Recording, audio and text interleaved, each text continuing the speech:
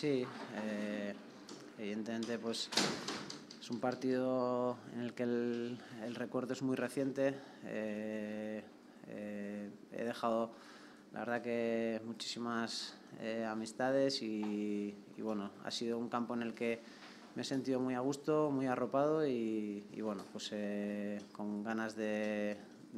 bueno, pues ver a la gente otra vez y disfrutar de Mestalla. Sí, creo que es un buen test para medirnos, para saber qué nivel podemos conseguir. Creo que el Valencia va a estar arriba, a pesar de que no ha empezado bien. Creo que es un equipo que va a volver a sus puestos naturales y jugar en Valencia en su casa creo que va a ser un bonito test para medirnos y para saber pues,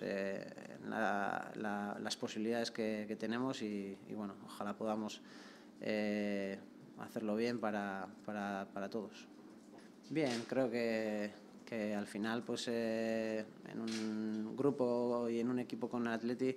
prácticamente la adaptación es muy pequeña, por no decirte nula.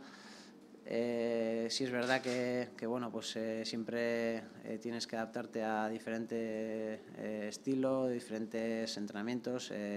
lo que el míster también quiere de cada uno y bueno, pues yo creo que poco a poco pues cada vez estoy más integrado, sabiendo,